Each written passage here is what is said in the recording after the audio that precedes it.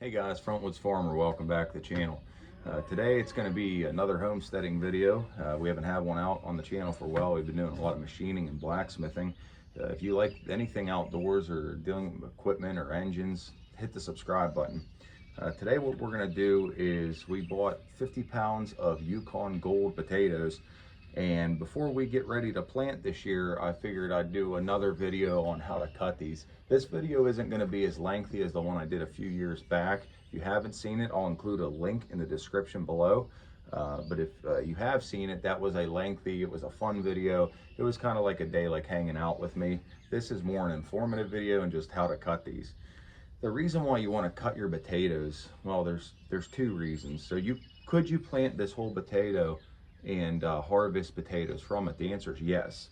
But if you want to get the most out of your potatoes and the most potatoes and yield the most in a harvest, you're going to want to do what's called cutting the potato. So all you really need is a piece of cardboard like this, or even a newspaper will do, a few sheets of paper. What we're going to talk about a little bit today when we cut the potatoes, the main thing we want to do is keep moisture out, believe it or not, of the potatoes. You don't want moisture in. So some reasons why you would cut your potatoes. One, to get more potatoes. Do you see all these eyes on the potato? Basically those eyes, think of them as a plant sprouting out. So those potato eyes, what you can do is you can get multiple plants out of each potato, because if you have your potato eye here, here, and here, let's say, you're going to want to cut it this way. That way you get a plant from this seed and a plant from this seed, like we did over here. So this is a good example of a cut potato. You've got a couple eyes there, and then this one you got a couple eyes over there.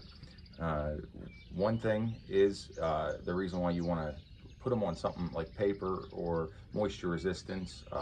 Like right now we're under my porch awning, so it's not going to be able to rain on the potatoes. You want to keep them dry in a garage, somewhere preferably where they can get some sun to dry them a little bit. And the reason why you want to go through the drying process is that way this seal here, I guess I'll use a lack of better terms, when you plant this, if you would plant it right now, it's ready. You can go plant this. But if you plant it where you cut it, it's going to rot. So you'd be better off, if you're not going to let them dry, to just plant the whole potato, because it's already sealed. Once you cut them, you're making them more susceptible to rot. That's why you want to go through a 2 to 3 day drying process. That's in really warm, dry temperatures. Like today it rained, tomorrow it's going to rain, and then the weekend's going to be nice. So I'll let mine dry for 4 to 6 days, and that's okay. Overly dry would be like 3-4 weeks. It ain't going to be good. You're going to dry out your potatoes. You want to retain some moisture, not much. Okay, so what I'm going to do is I'm going to cut one of these potatoes and show you. So you have an eye here, you have an eye on this side, a smaller one here. You want your 2 biggest eyes. So what we're going to do, we found our 2 biggest eyes. We're going to cut directly into it, and it said all you need is a knife and then something to lay this on.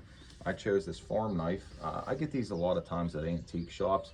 I think I paid $1 for this knife, and just look how cool it is. It's an old school farm knife. You don't have to worry about it. If you leave it out, sitting out overnight and it rusts, you get the steel wool, clean it up.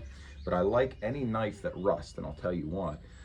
Quick knife tip, stainless steel, it's great. It doesn't rust really. Well, I shouldn't say it doesn't rust. It's very rust resistant. However, stainless steel, you cannot get a sharp edge. With a knife that'll rust, you will have to sharpen it more, but you can get a razor sharp edge. So that's one good thing. So this is what we did. We cut the 2 eyes in half. Now these potatoes, see how they're kind of rotted out here? That's no good. You want your potatoes to look like this, okay? So we're gonna have to go through them. We're still gonna plant these. Now, you're gonna come across a potato now that this is what you wanna see. You see that eye right there? That's a really good eye. And then you have like one started right here. So we're probably gonna cut this one about this way. And it doesn't have to be perfect halves. You can cut it like this at an angle. Now, if you have 4 or 6 eyes growing, you can cut these into 3 to 4 pieces. And then each one of those is a potato plant, and you're gonna get your most yield. Let me think if there's anything that we did not cover today. Not really much. Maybe join us for a video soon on how to plant your potatoes and what we do for the ground. See you next time. Thanks.